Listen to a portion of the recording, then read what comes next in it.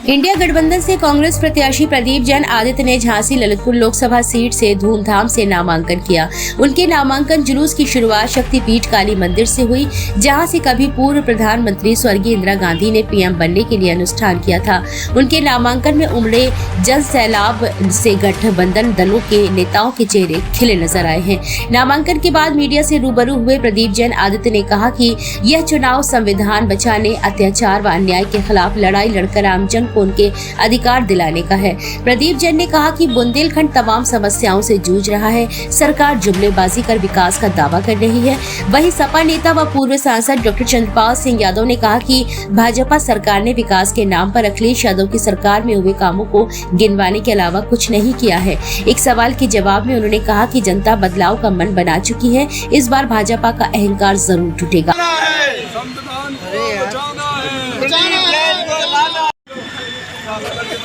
संविधान की रक्षा करो, रक्षा करो, संविधान की रक्षा करो, रक्षा करो, रक्षा करो, संविधान की रक्षा करो, रक्षा करो, रक्षा। ये क्या मुद्दे रहेंगे राष्ट्रीय और प्रदेश के मुद्दे अलग है, स्थानीय स्तर पर क्या मुद्दे रहेंगे? देखिए, हम लोगों की लड़ाई बाबा साहब भीमराव अंबेडकर जिन्होंने यह संविधान दिया था, देश के हर व्यक्ति को समान अधिकार दिया था, उसको सुरक्षित करने के लिए हम लोग इस बुंदेली माटी में प्रयत्नशील हैं कि कैसे बाबा साहब भीमराव अंबेडकर के संविधान को जो बदलने की बात चल रही है, कुचलने की बात चल रही है, उसे हम पूरी तरह से दूर करें। क्योंकि जब भी सुनते हैं, कभी गाजियाबाद में उनके प्रत्याशी बोलते हैं, आज ऐसे में हम लोगों का जो लक्ष्य है कि उनके संविधान के द्वारा ये हर व्यक्ति को जीने का अधिकार मिला, वो अधिकार भी बुंदेलखंड में कहीं ना कहीं छीना जा रहा है। व्यक्ति काम मांगता है तो मनरेगा में काम नहीं मिल रहा, पीने का पानी मांगता है तो पीने का पानी नहीं मिल रहा, नालियों में मटमैला पानी आ रहा, मरीज जिसे जीवन जीने का अधिकार है, इमरजेंसी में भर्ती है, लाइट चली जाती तो वो ठीक नहीं होती। और इसके अलावा सबसे बड़ी जो समस्या है बुंदेलखंड के अंदर कि बुंदेलखंड राज्य जब तक नहीं बनेगा, मैं समझता हूँ इस बुंदेलखंड का कायाकल्प नहीं हो सकता। हम लोगों ने बुंदेलखंड में मंडियां बनवाई, आज उन मंडियों में 10 साल से भूसा भरा, ढोर बंधे, जुआ खेला जाता, जर्जर हो गई, वो भी गरीब जनता का पैसा था। तो बुंदेलखंड में कुछ भी नहीं हो रहा। जैसे कहा जा रहा है, वो उनका दावा है कि बीडा आ गया है, डिफेंस कॉरिडोर है, बुंदेलखंड में हर घर नल योजना है, तो क्या लगता है ये धरातल पे है या कितने जुमले दिए जाएंगे? पहले ग्रोथ सेंटर बनाया गया था कि इंडस्ट्री लगेंगी, लोगों को सुविधाएं मिलेंगी, फिर डिफेंस कॉरिडोर के नाम पे जमीनें छीनी गई, उन जमीनों में घास फूस उग रही, बात होती थी कि सैटेलाइट के वो बनेंगे, कितनी मीट हुई, पूरी दुनिया के लोग जो आए उसमें हजारों करोड़ रुपए खर्च हुए, एक चिटपिटी बनाने की भी फैक्ट्री नहीं लगी। अब बीड़ा के अंदर जिन लोगों की जमीनों के दाम नहीं बढ़े, हम लोग ब्यौरा गए थे, जितने गांव हैं, गांव वाले आक्रोशित हैं। जो भूमि के अधिग्रहण अधिनियम बना है, आप अधिग्रहण करिए ना, उनके परिवार के एक व्यक्ति को नौकरी दीजिए, कूड़ा गांव वाले खाएं, पैसा उन्हें मिले नहीं, और बीड़ा की वाई लूटे, और कोई चीज होना नहीं है। बिचौलिए के काम किसी सरकार को नहीं करना चाहिए। जो 30 गांव बीड़ा में लिए गए हैं, वो निश्चित रूप से उन गांव वालों की सहमति के बिना लिया, आज उन पर मुकदमे लाद दिए। जिस दिन हम लोग गए थे वहां पे चंद्रपाल सिंह जी एक कोटखेरा के थे, उन्हें वो कुछ नहीं कह रहे थे, वो गांव में जा रहे थे, बिठा लिया। तो ये दबाव जो बाबा साहब भीमराव अंबेडकर में संविधान में लिख के कहा था कि इक्वलिटी का राइट्स है, राइट्स ऑफ फ्रीडम है, आज हमारे पूर्व सांसद जिन्होंने पूरी दुनिया के अंदर देखा है कि भारत के अंदर किस तरह से संविधान को बदलने का षड्यंत्र चल रहा, और यही कारण है किसी की आवाज सुनी नहीं जाती, सुनाई जाती। क्या बिगाड़ा था उन गरीब अहरवार परिवार के लोगों ने? हमसे राजनीतिक बुराई, हम पे मुकदमे लग जाते, लेकिन उन 70 महिलाओं पर, अहरवार समाज की, उन पर क्यों मुकदमे ला रहे? प्रेमनगर क्षेत्र में हम लोग गए, एक साहू परिवार के व्यक्ति, निर्धन साहू परिवार, ईमानदार साहू परिवार, उस परिवार के व्यक्ति को प्रताड़ना से मार दिया। रिपोर्ट नहीं लिखी, उल्टा हम पे थाने लूटने का मुकदमा लगा दिया। आप हम लोगों पे लिखो जितने राज, लेकिन आप गरीब उन पे भी साहू परिवार के दर्जनों लोग आज भटक रहे हैं। तो ये जो हालातों में क्या लगता है किससे फाइट है? देखिए, जनता चुनाव लड़ रही है और जनता के मन में परिवर्तन है। जैसे रोटी लगातार तवे पे एक ही तरफ होती है, लोग बदलना चाहते हैं। लोगों ने 5 साल का कार्यकाल हमारा भी देखा है, खुली किताब है। और 5 साल का कार्यकाल हमारे वर्तमान सांसद जी का देखा है। हमारी कितनी पूंजी बढ़ी थी और उनकी कितनी पूंजी बढ़ी थी। जब पूंजी बढ़े, जब आदमी जिस चीज पे ध्यान देता है उसमें ही तरक्की होती है।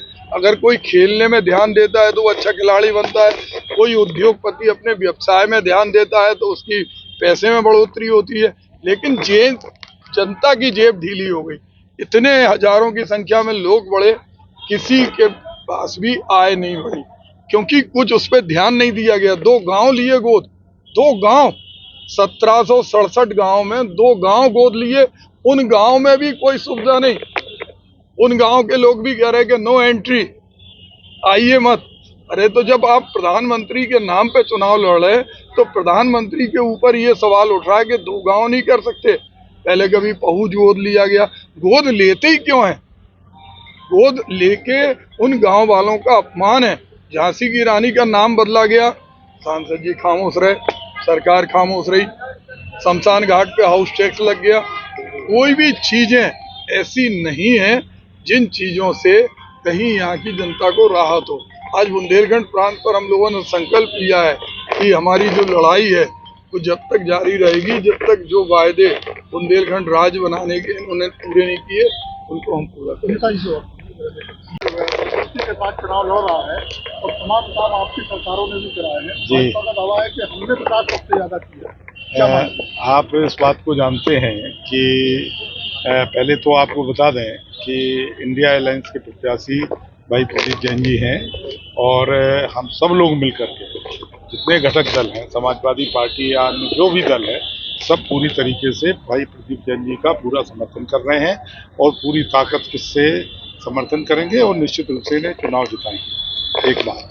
दूसरी बात, आप इस बात को अच्छी तरीके से जानते हैं कि बुंदेलखंड में जो विकास के काम हुए हैं दिखाई दे रहा है सामने कि किसने किए। आपने जब माननीय अखिलेश यादव जी उत्तर प्रदेश के मुख्यमंत्री थे तब आपने देखा सीकरी बाजार का फ्लाईओवर बना, उन्हीं की देन है। बच्चा बच्चा जानता है, भले ही उन्होंने अपने पूज्य पिताजी का नाम जो है उसमें लिखवा करके अपनी वाहवाही ले ली, लेकिन झांसी का बच्चा बच्चा जानता है कि किसने बनवाया। हम लोगों ने पैरवी की और माननीय अखिलेश यादव जी ने घोषणा की और वो ब्रिज बना। आज पैरामेडिकल बनाने में किसका श्रेय है? यहाँ मिलिट्री स्कूल बना, किसने बनवाया? अखिलेश यादव जी की सरकार में ये सब बने। 500 बेड का हॉस्पिटल मेडिकल कॉलेज में जो घोषणा की थी आप लोगों के सामने माननीय अखिलेश यादव जी ने की थी।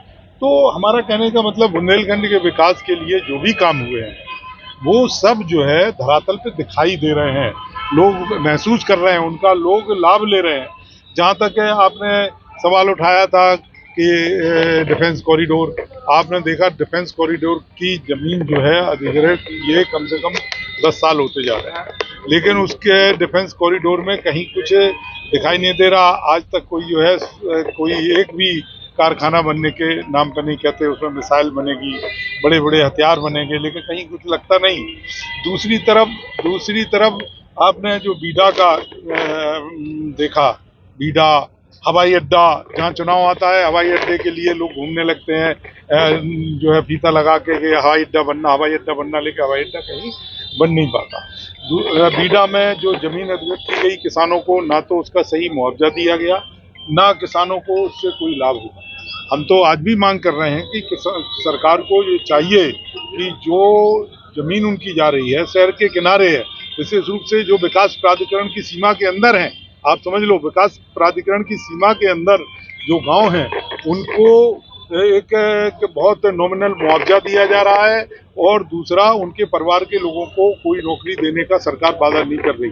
हम चाहते हैं कि उनको भरपूर मुआवजा दिया जाए और उनके हर परिवार के एक बच्चे को जो है उसमें नौकरी दी जाए और बीडा का जो उन्होंने बनाया है उसका विकास करेंगे, धरातल पे दिखाई देगा तब हम बात करेंगे। अभी तो केवल किसानों की परेशानी के लिए ये काम कर रहे हैं। दूसरी तरफ आप देख रहे हैं कि बेरोजगारी दिन पर दिन बढ़ती जा रही है, विशेष रूप से बुंदेलखंड में पूरा नौजवान हमारा बेरोजगार है, महंगाई आज बढ़ रही है, किसान को उनकी उपज का सही मूल्य नहीं मिल पा रहा। आप देख रहे हैं किसान को ओले पड़ गए, लेकिन किसान के पूरा बर्बाद हो गया, लेकिन किसान को कोई मुआवजा नहीं मिला। वही अखिलेश यादव जी की सरकार थी कि जब ओले पड़े, यहाँ 2013 में हम लोग पार्लियामेंट का चुनाव लड़ रहे थे, उस समय 200 करोड़ रुपए अकेले झांसी में अकेले जो है किसानों को मुआवजे के रूप में उपलब्ध कराया गया। तो जिसके मन में किसान के प्रति पीड़ा होती है वही किसान का भला कर सकता है। इंडिया गठबंधन ही एक ऐसा है कि जो बेरोजगारों को रोजगार का रास्ता दिखा सकता है, महंगाई पे कंट्रोल कर सकता है, दूसरी तरफ किसानों को उनकी उपज का लाभकारी मूल्य दिलाने में कामयाब हो सकता है। पिछली बार 3.5 लाख से जीते थे, इस बार जीत का अंतर और बढ़ जाएगा। ये उनका अहंकार है, टूटेगा। कितने 25 लाख से जीत रहे हैं।